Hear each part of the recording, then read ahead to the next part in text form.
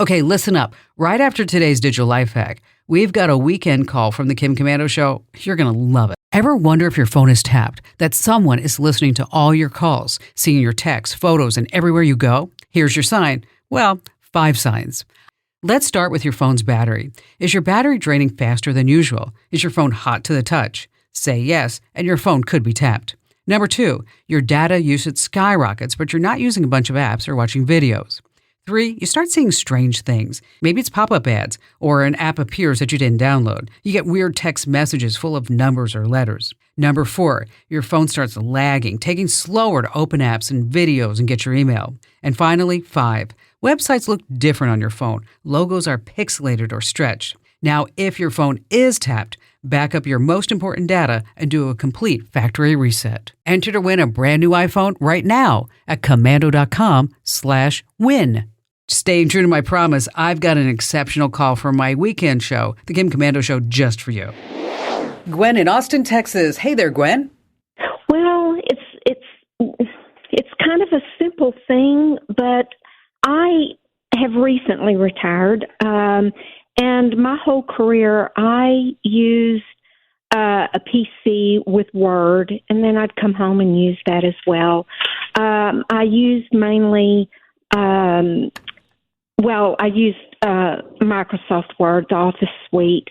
So I recently got a Mac laptop, and, I could use my PC with Word just with my eyes closed, and now I'm fumbling. And I did some word searches on the Internet on how to learn this, maybe books that might be good. I'm just overwhelmed, and I didn't know the best way to learn this, how to use the Mac. Here's the thing: is that one of the things I'm going to tell you. I just want you to always remember this, okay, Gwen? Okay. When you're working on a Windows PC with Microsoft Word or any Microsoft product, just put it out there, even just in Windows, is that there's always, it seems like, 3 ways to do one task, right? Yes. And it also requires you to do a lot more steps than it will take on a Mac. And so the thing that I've always seen with people when they come directly from Windows to Mac, they're like, well, is that all I have to do? You mean I can just drag that over and the program installs? I don't have to say what folder and approve this and go create. No, you just drag it over, right? And then you're going to learn certain keystrokes on your Mac, like, of course, Control Z, right? Shift Command 4 is going to capture screens. And so these are like these little keystrokes that you're going to want to maybe put on a piece of paper next to your Mac, so that this way you can refer to them until they become just memory for you. You don't even need to think about it. Your hands just automatically just do these keystrokes. So just like I did in Word. Exactly. And so there's probably nothing that you could beat like going to an in-person class at an Apple store. Now, you're in a big city, Austin. They've got several Apple stores. They have free classes. They have low-cost classes. And they're really great for hands-on learning, guided by experts. And you'll find people in the Apple store, they really want to help you. They're excited to be there. Okay.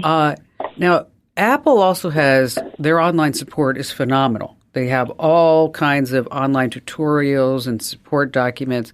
So, take a look at support.apple.com. On YouTube, they have their own videos. Of course, there's books and manuals.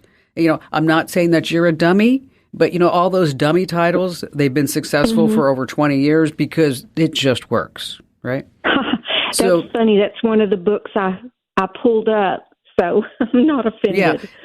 Okay, good. Now,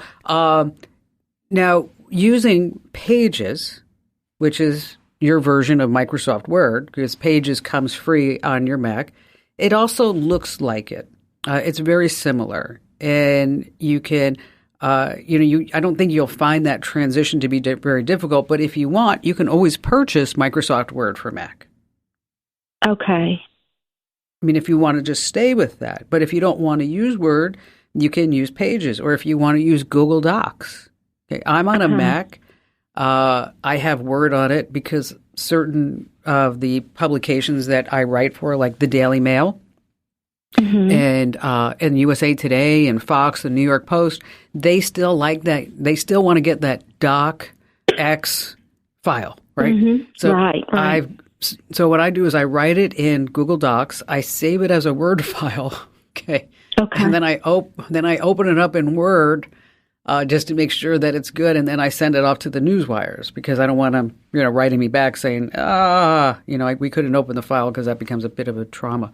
So, what I would do is I'd go down to the Apple Store and explain your situation, talk to one of those reps, and then let them point you in a direction. Yeah, I know you can book these classes on their website, but I think it might be easier for you just to go ahead and go there, bring your MacBook with you, because maybe they have a class right then that you can just slide in.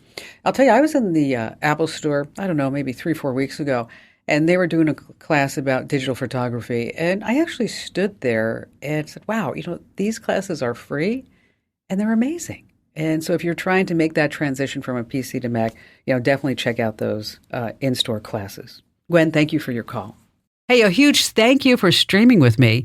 Now, if you're puzzled about something techie, I'm your gal. Just find the Email Kim link over at komando.com and let those questions fly away. Now, every email gets my eyeballs, I promise. And keep your digital life in the know. Be sure you sign up for my free newsletter over at getkim.com.